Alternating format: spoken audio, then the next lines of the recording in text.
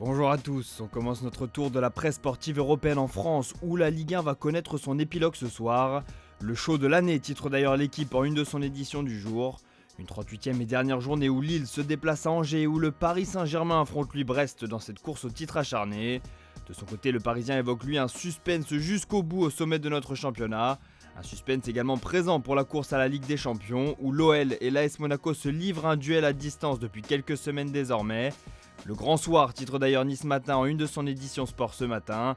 Des Monégasques qui se déplacent à Angers pendant que Lyon recevra l'OGC Nice et tentera de gagner en espérant un faux pas des Rouges et Blancs, comme le titre Le Progrès ce matin.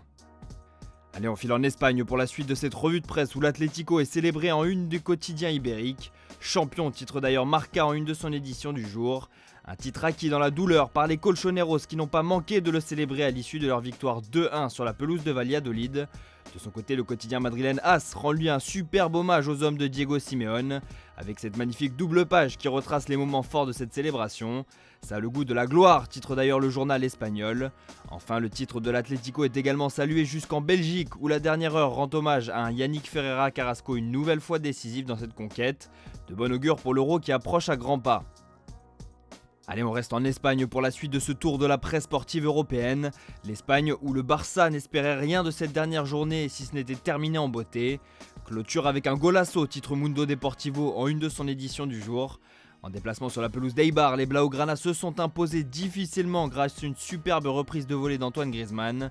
Une maigre consolation pour Barcelone qui termine la saison 3ème et qui pourrait connaître un chamboulement cet été. C'est en tout cas ce qu'annonce Sport en une de son édition ce matin. La victoire est la fin d'un cycle, titre le quotidien catalan. Des changements à tous les étages et notamment au poste d'entraîneur pourraient être à envisager. Des rumeurs qui n'empêchent pas Ronald Koeman de dormir.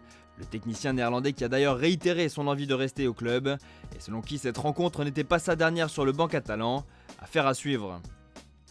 Allez, on file en Italie pour la suite de cette revue de presse où la Serie A n'a pas encore livré tous ses secrets non plus. Le verdict titre d'ailleurs Tutto Sport en une de son édition ce matin. Une dernière journée de championnat où les deux derniers tickets pour la Ligue des Champions n'ont toujours pas été attribués. Une bataille à 3 entre la Juventus, le Napoli et le Milan AC au cours de laquelle il ne faudra évidemment pas se manquer ce soir. Pour les clubs mais aussi pour les entraîneurs, Pirlo, Pioli ou encore Gattuso, aucun de ces trois techniciens n'est assuré de continuer la saison prochaine et pourrait bien avoir lié leur destin à une potentielle qualification pour la plus belle des compétitions l'année prochaine.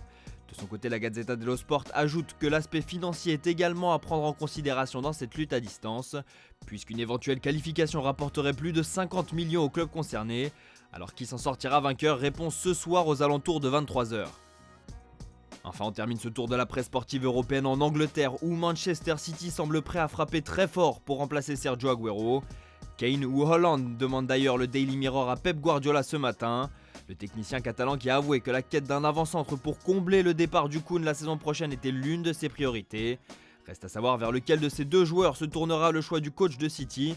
Harry Kane qui devrait d'ailleurs être très courtisé cet été à en croire les informations du Sun ce matin.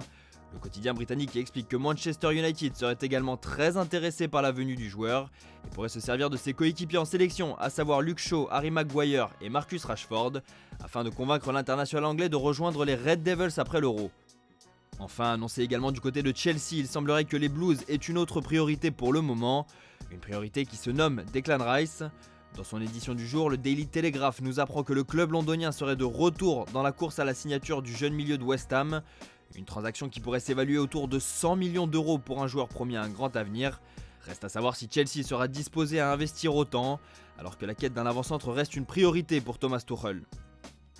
Voilà, c'est tout pour aujourd'hui, bonne journée à tous et on se retrouve dès demain matin pour une nouvelle vidéo sur Foot Mercato.